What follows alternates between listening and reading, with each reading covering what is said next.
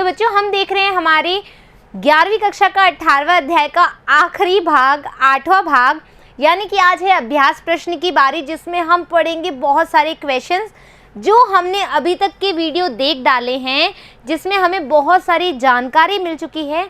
आज उसी जानकारी को हमें क्या करना है, यूज़ करना है इन क्वेश्चन के आंसर देने में। Clear that? तो चलो आओ स्टार्ट करते हैं हमारे अभ्यास प्रश्न जल्दी ही, विदाउट वेस्टिंग आवर टाइम। आ जाओ। रक्त के संगठित पदार्थों के अवयवों का वर्णन करें। देखो क्वेश्चन सुनो, मैंने आपको हमेशा अभ्यास प्रश्न कराते हुए पहली लाइन यही बोली है कि पहले हमें क्वेश्चन को या प्रश्न को बहुत ही आराम से एकदम सोच समझ के पढ़ना होगा कि क्वेश्चन में पूछा क्या जा रहा है। क्वेश्चन में पूछा क्या जा रहा है? सबसे पहले बोल रहा है रक्त में संगठित पदार्थों के अवयवों के बारे में बताइए कि रक्त में क्या क्या पाया जाता है, उसमें जो संगठित पदार्थ है उसके अवयव क्या है। प्लाज्मा होते हैं, संगठित पदार्थ होता है। संगठित पदार्थ में क्या क्या होते हैं? आरबीसी, डब्ल्यूबीसी, प्लेटलेट्स, ये होता है। फिर अपन ने क्या करा था, डब्ल्यूबीसी को भी अपन ने क्या करा था, अलग से सेग्रीगेट किया था, अलग से मतलब डिवाइड किया था, सब डिवाइड किया था ना। तो वो चीज़ हमें बतानी है। और साथ में क्या बोला, प्रत्येक अवयव का, यानी कि ईओसिनोफिल, न्यूट्रोफिल्स, बेसोफिल्स, उन सब के अपन को एक एक प्रमुख कार्य बताना है। आई बात समझ में? क्वेश्चन समझ में आया? प्रश्न है रक्त का संगठित, ओनली संगठित, ना कि प्लाज्मा के बारे में बताना है, संगठित पदार्थ के बारे में बताइए, उसके अवयव आरबीसी, डब्ल्यूबीसी, प्लेटलेट्स, और उसके भी जो एक एक अवयव है उसके बारे में आपको एक प्रमुख कार्य बताना है। क्वेश्चन समझ में आया? आंसर देखो। रक्त के संगठित पदार्थ है आरबीसी, डब्ल्यूबीसी, थ्रोम्बोसाइट या प्लेटलेट्स। ठीक है, इन्होंने बता दिए अवयव। स्क्रीनशॉट लेते जाओ, मैं धीरे धीरे चला रही हूँ। ठीक है, ये सब अपन पढ़ चुके हैं, वैसे स्क्रीनशॉट की जरूरत नहीं है, क्यों? आपकी बुक की लैंग्वेज होती है ये। लाल रुधिर कणिकाओं के कार्य, श्वेत रुधिर कणिकाएं, उसके अवयव जो हैं ग्रैन्युलोसाइट, न्यूट्रोफिल्स, कणिका में जो भी ये देख लो, अग्रैन्युलोसाइट्स, ये अपन बहुत अच्छे से पढ़ चुके हैं, बेसोफिल्स डायग्राम सहित। ठीक है, फिर लसिका अणु, श्वेत, इधर क्या आ गया, श्वेत रक्ताणु के कार्य, यानी कि उसने साथ के साथ अवयव भी दे दिए, उसके मुख्य कार्य भी दे दिए। पट्टिका अणु, ब्लड प्लेटलेट्स, कार्य बता दिए। अब है प्लाज्मा, रक्त का संगठित पदार्थ पूछा था पहले क्वेश्चन में। दूसरा क्वेश्चन पूछ रहा है प्लाज्मा प्रोटीन का क्या महत्व है। प्लाज्मा में आपको मैंने बताया था कि भैया आपका जो प्रतिशत जल है, जो सबसे अधिक पाया जाता है 90 या 92% जल पाया जाता है, और 6 से 8% अपने प्रोटीन पाए जाते हैं। यहाँ पर वो उसी प्रोटीन के बारे में बात कर रहा है जो 3 मुख्य प्रोटीन पाए जा रहे थे, फाइब्रोजन, ग्लोब्यूलिन और एल्ब्यूमिन। ये 3 प्रोटीन हमारे पास पाए जा रहे थे। उनके मुख्य कार्य क्या है? फाइब्रोजन का जो कार्य है बच्चों, फाइब्रोजन का कार्य था रक्त का थक्का जमाना। ग्लोब्यूलिन का कार्य क्या था? हमने क्या बोला था, आईजीजी, आईजीएम, जो एंटीबॉडीज होती हैं वो ग्लोब्यूलिन ही तो होती है, जो हमारे शरीर की रक्षा करती है, प्रतिरक्षा तंत्र में हमारे को हेल्प करती है। तीसरा है एल्ब्यूमिन, जो कि क्या करता है, हमारे जो क्या होता है, ऑस्मोटिक जो प्रेशर होता है उसको बनाए रखता है। ठीक है, परासरणी संतुलन जो बनाए रखता है। आई बात समझ में? अब देखो, स्तंभ 1 और 2 को मिलान करना है। ठीक है, ईओसिनोफिल जो है वो क्या कार्य करेगी? रक्त का जमाव करेगी क्या? सर्वदाता है, संक्रमण प्रतिरोधन, हृदय संकुचन, गैस परिवहन। अब सब में ऐसे करोगे तो इसका आंसर क्या हुआ? ईओसिनोफिल जो हैं संक्रमण प्रतिरोधन की तरह कार्य करती है। Clear that? लाल रुधिर कणिकाएं, आरबीसीज, आरबीसीज क्या करती हैं? गैस का परिवहन करती है। ये लो, आरबीसीज क्या करती है? गैस का परिवहन। ईओसिनोफिल क्या करता है? आपका संक्रमण प्रतिरोधन देता है। ए बी रक्त समूह सर्वग्राही, सर्वग्राही है, जो सबसे ग्रहण कर सकता है ब्लड को, वो कौन है? हमारा सर्वग्राही है। कौन? ए बी रक्त समूह। पट्टिका अणु, प्लेटलेट्स क्या करती है? रक्त के जमाव में कार्य करती है। जब अपन ने टिश्यू डैमेज पढ़ा था, टूट गया था, प्लेटलेट्स क्या करनी थी? उसको सिलने का कार्य कर रही थी, याद आ रही है? ये है रक्त जमाव, ये आ जाएगा इसका क। प्रंकुंचन, सिस्टली या सिस्टोल, सिस्टोल का हृदय क्या होता है, हृदय में संकुचन होना, यानी कि इसका आंसर आ जाएगा घ। Clear that? कोई दिक्कत है? देखो यदि आपने चैप्टर बच्चे स्टार्टिंग से सुना है ना, अच्छे से पढ़ा है, समझा है, तो मैं नहीं मानती कि ये इतने निक्के से क्वेश्चन, निक्के नहीं बहुत छोटे से क्वेश्चन आपको नहीं आएंगे, आराम से आएंगे। Clear that? इसके आंसर है यहाँ पर, देख लीजिएगा। रक्त को एक संयोजी उत्तक क्यों मानते हैं? रक्त को एक संयोजी उत्तक अपन इसलिए मानते हैं क्योंकि ये एक तरल द्रव्य होता है और अपन उसको डिवाइड नहीं कर सकते, यानी अपन उसको फर्दर बांट नहीं सकते, हम उसको विभेद नहीं कर सकते, हम उसको किसी चीज़ में टुकड़ों में नहीं बांट सकते। ठीक है, तो इसीलिए अपन इसको बोलते हैं जटिल सरल संयोजी उत्तक, क्योंकि इसमें प्लाज्मा भी होंगे, प्रोटीन भी होंगे, लेकिन हम उसको अलग अलग उत्तकों में भी तो नहीं बांट सकते ना, है ना। तो इसलिए अपन इसको क्या कहते हैं, एक जटिल सरल संयोजी उत्तक कहते हैं। Clear that? आ जाओ नेक्स्ट क्वेश्चन पे। लसिका एवं रुधिर में अंतर बताएं। लसिका एवं रुधिर में अपन को अंतर करना है, यानी कि लिम्फ में,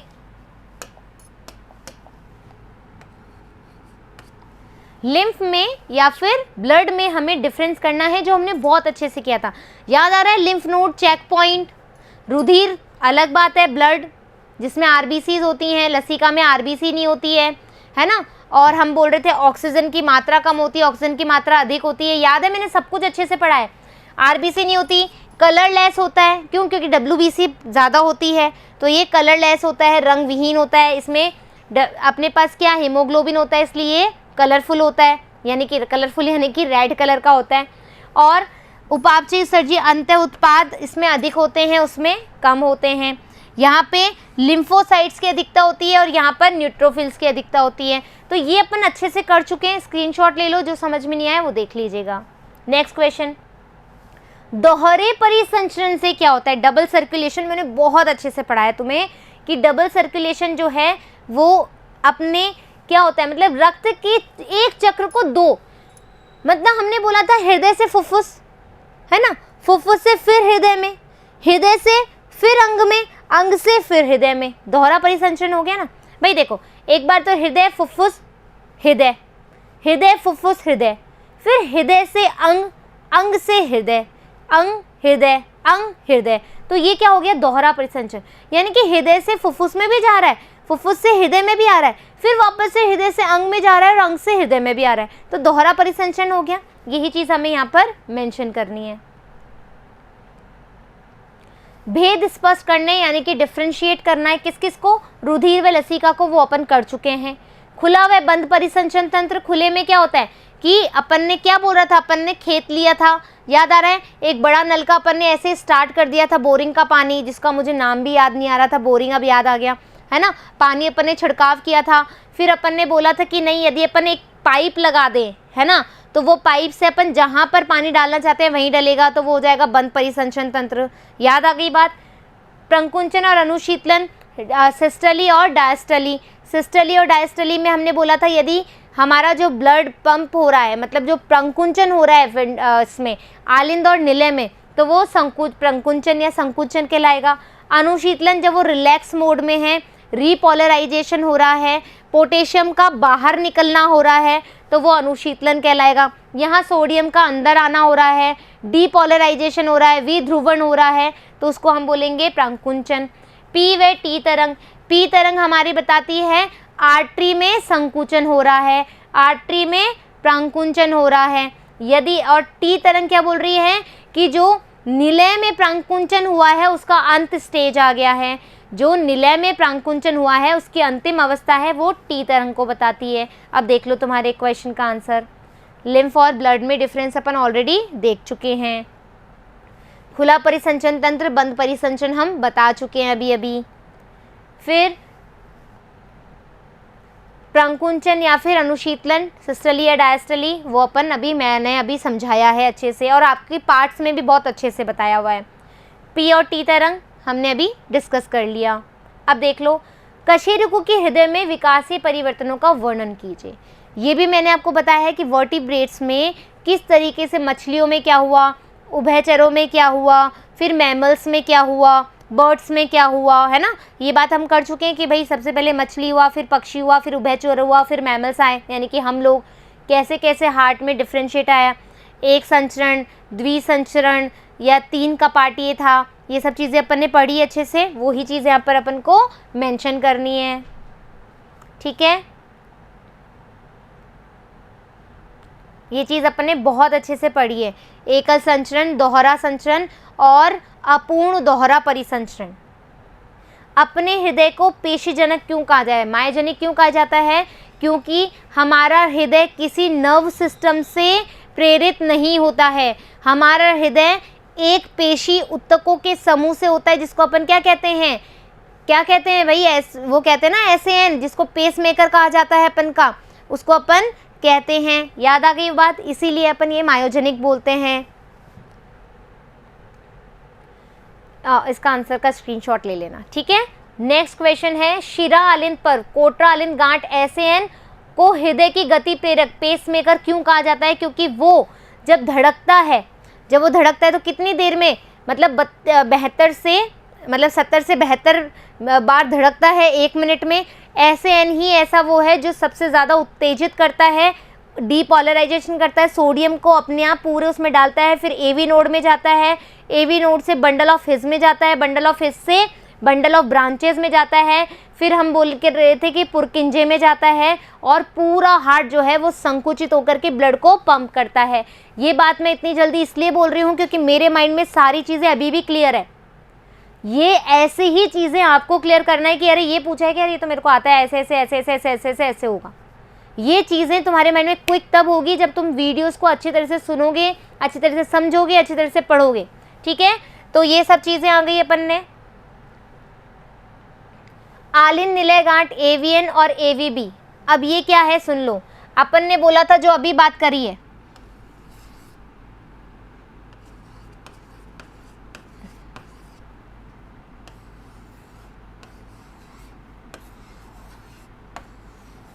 ठीक है, ये है हमारा SAN, SNN से कहाँ जाएगा AVN, सॉरी AVN, AVN से जो बंडल ऑफ हिज है इसको ये बोल रहे हैं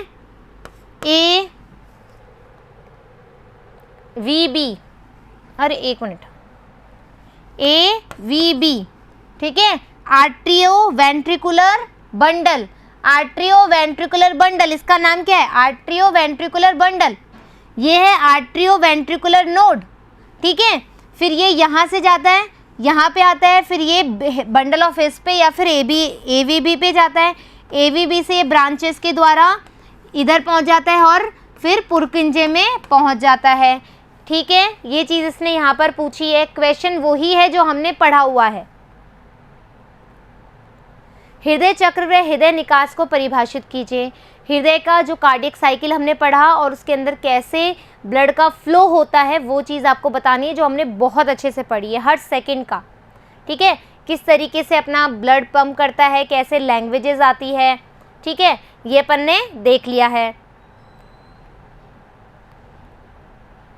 हृदय ध्वनियों की व्याख्या कीजिए। लब डब, याद आ रही है?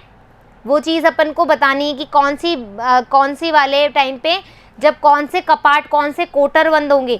जब आर्ट्रियो वेंट्रिकुलर वॉल्व बंद होंगे तो सबसे पहले आवाज आएगी लब, और जब अर्धचंद्राकार वॉल्व बंद होंगे तब आवाज आएगी डब। याद आ गई? सेकंड ध्वनि हमेशा डब होती है और फर्स्ट ध्वनि हमेशा लब होती है। फिर लब, फिर डब, फिर लब, फिर डब। Clear that? फर्स्ट ध्वनि, सेकंड ध्वनि। एक मानक ईसीजी को दर्शाइए। अपन ने ईसीजी के बारे में अच्छे से पढ़ा हुआ है विद डायग्राम, और साथ में इसकी विभिन्न खंडों का यानी कि PQRS T को अच्छे से समझाना है, क्या क्या इसका मानना है। ठीक है, इस तरीके से आपके इस चैप्टर के क्वेश्चन आंसर भी खत्म हो जाते हैं। देखो बच्चों, मैं डिटेल में आपको एक एक चीज़ बता चुकी हूँ। बस मेरा जो अभ्यास प्रश्न लेने का मेन मुद्दा ये होता है कि क्वेश्चन आपको समझ में आ जाए, उस क्वेश्चन में आंसर क्या करना है वो आपको समझ में आ जाए।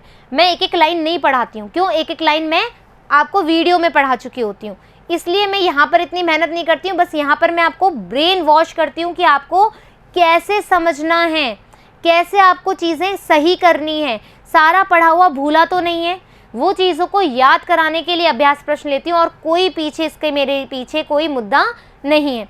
तो इस तरीके से आज आपका 18वां अध्याय भी समाप्त हो चुका है मेरी तरफ से। आप भी जल्दी से कर लीजिए ताकि अपन 19वां अध्याय शुरू कर सके। जब तक धन्यवाद।